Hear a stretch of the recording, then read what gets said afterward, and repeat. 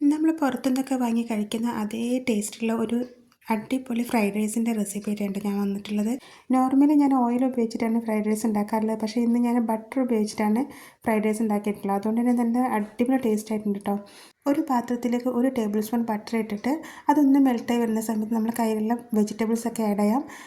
1 cup carrot, 1 cup beans, ആവശ്യത്തിന് ഉപ്പ് ഇട്ടിട്ട് നന്നായിട്ടൊന്ന് വഴറ്റുക. ഒന്ന് വഴന്ന് വരുന്ന സമയം നമ്മൾ ചിക്കൻ വേവിച്ചത്, കുരുമുളകും ഉപ്പും ഇട്ട് വേവിച്ച ചിക്കനും കൂടി ആഡ് ചെയ്യുക.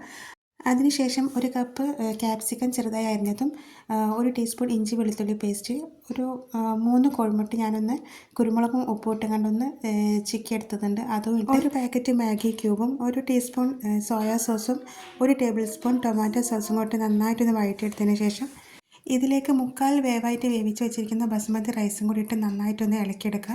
റൈസ് ഇടുന്ന സമയം നമ്മൾ കുറച്ച് കുറച്ച് ഇട്ടിട്ട് വേണം അതൊന്ന് മിക്സ് ചെയ്തെടുക്കാൻ വേണ്ടിയിട്ട്.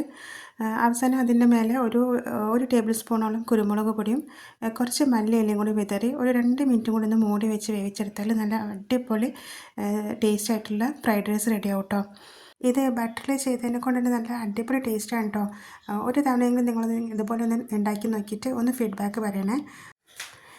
കാണാൻ നല്ല ഭംഗിയില്ലേ, അതുപോലെ തന്നെ കഴിക്കാനും നല്ല സൂപ്പർ ടേസ്റ്റാണ് കേട്ടോ.